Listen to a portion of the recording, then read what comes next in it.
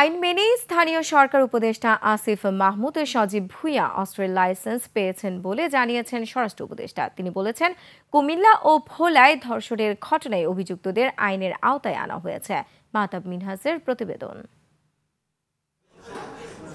রাজধানীর কৃষি গবেষণা কাউন্সিলে এক অনুষ্ঠানে যোগ দেন স্বরাষ্ট্র উপদেষ্টা।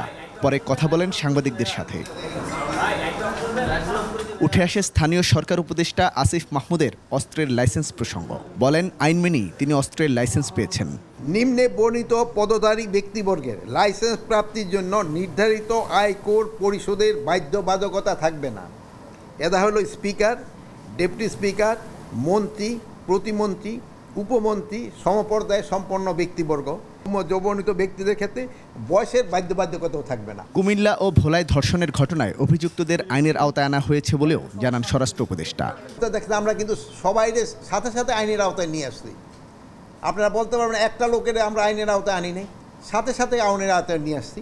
এছাড়া চালের দাম বাড়ানোর পেছনে কোনো সিন্ডিকেট কাজ করলে সেদিকে নজরদারি বাড়ানোর ইঙ্গিতও দেন তিনি। চাউলের দাম কিন্তু একটু বেড়ে যাচ্ছে, এটা কিন্তু হওয়া উচিত না। এই যে বাজারের দামটা বেশি, কিন্তু আমার কৃষক পাচ্ছে না, কিন্তু এটা যারা পাচ্ছে তাকে আপনারা পয়েন্ট আউট করে দেবেন এবং তাদের যেন একটা ব্যবস্থা না হয়, তাদের আইনে আওতায় এরকম করতে হবে। তারা কিন্তু সমাজের একটা উচ্চ শ্রেণীর লোকই, কিন্তু তাদের এটা বুঝাইতে হবে যে এই জনগণকে কষ্ট দিয়ে কিন্তু কোনো লাভ হচ্ছে না। মাহতাব মিনহাজ, 21 টেলিভিশন, ঢাকা।